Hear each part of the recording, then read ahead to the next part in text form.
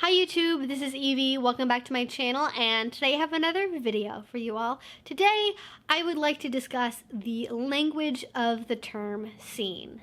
Not necessarily just the definition of a scene or what a scene is, but why do we use the term scene? Is that good? Is there other terms that we could use instead? Are we shortchanging new people when we use this particular term to mean so many different things in BDSM?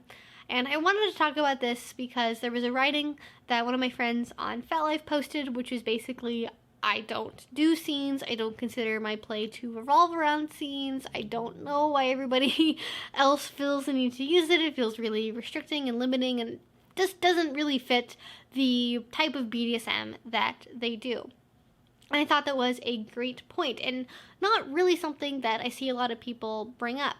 Now, I know being a BDSM educator and being among people who are BDSM educators, we use the term scene a lot for everything. We use it from everything to being in the scene, to doing a scene, and just it's really a very, very ubiquitous term, but it's such a small word, and it's so hard to get the nuance of what actually happens when BDSM actions are performed in just that one little phrase. And it is oftentimes one of the first things that somebody learns as a BDSM term. Heck, even people who aren't involved in the scene at all, who aren't kinky, know that term and very oftentimes associated with BDSM, thanks to a lot of the modern media portrayal of BDSM.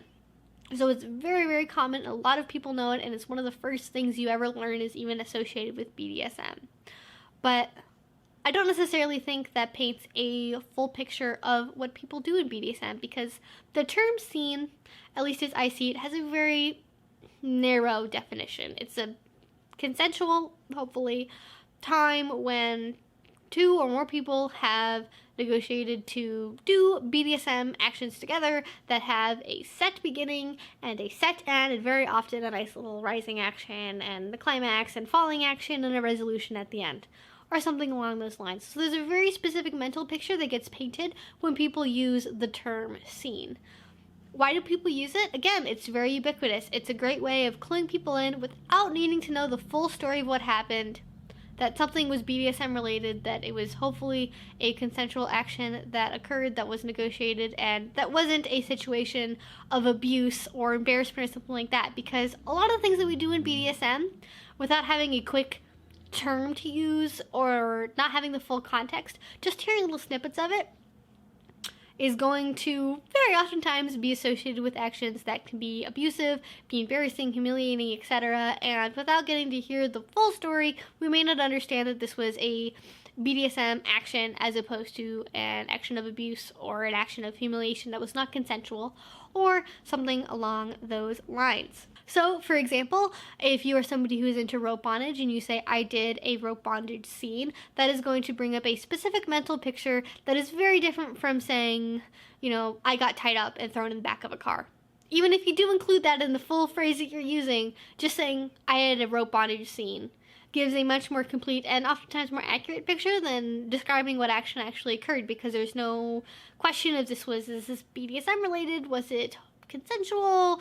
Are you telling something that happened in a dream? Is this a story? Like, what's going on here?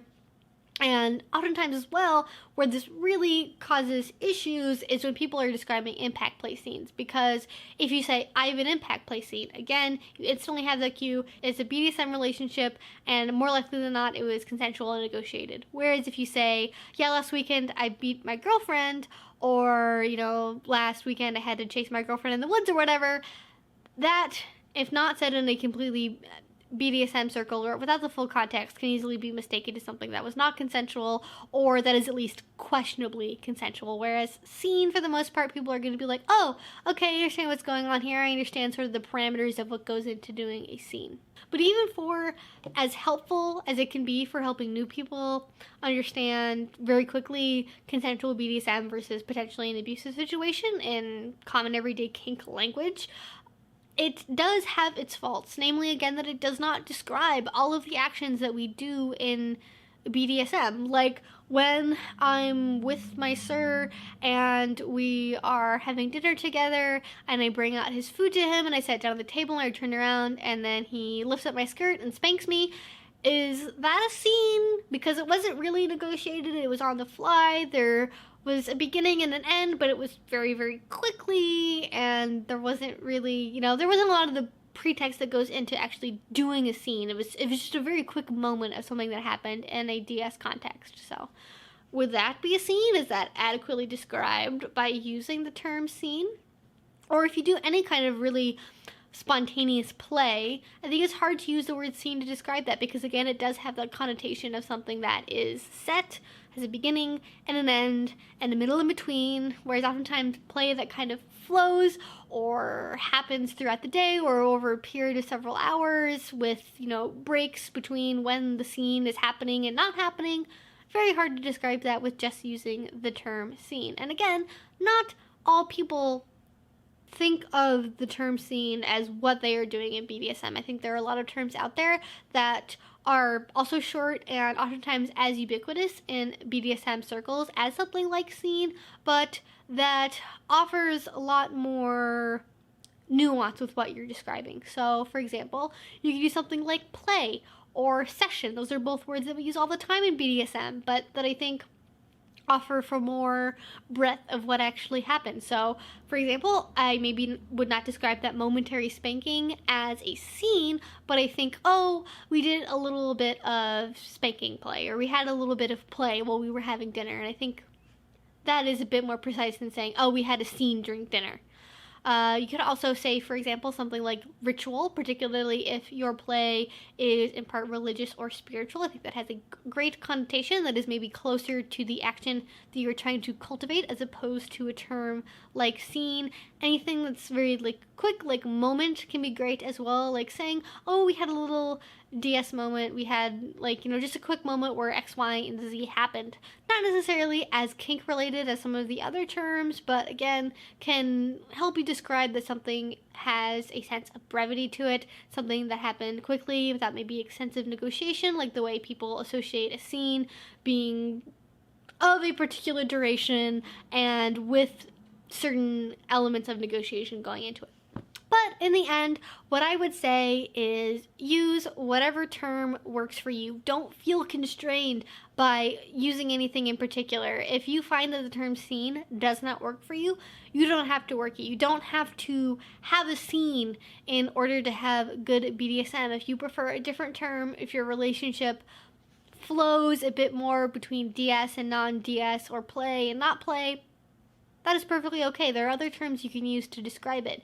You don't need to use specific language to really be doing BDSM. You don't need to try and fit into a certain mold or standard of how everybody conceives of BDSM being or how it should be done, because really what matters in the end is not like what some conclave has decided as this is the proper BDSM terminology. And if you do XYZ thing, you must describe it as XYZ term.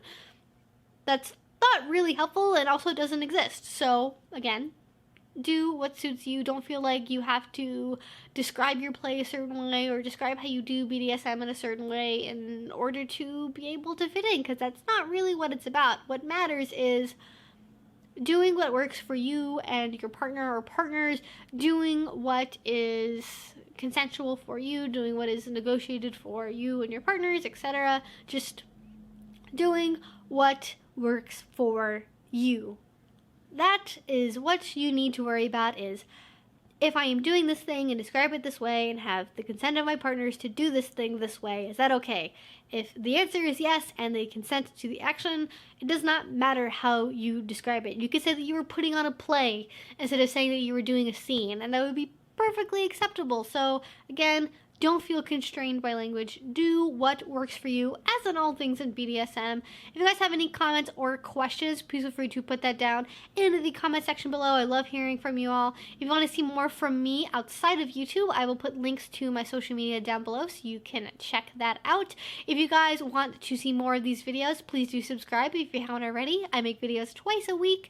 And if you want to support this channel because you love it oh so much and you love my content, I would be very grateful if you visited my Patreon. I have a ton of cool exclusive perks and videos and stuff like that for you guys to check out there. And until I see you again, hope you have a great rest of your day and a great rest of your week. Bye-bye.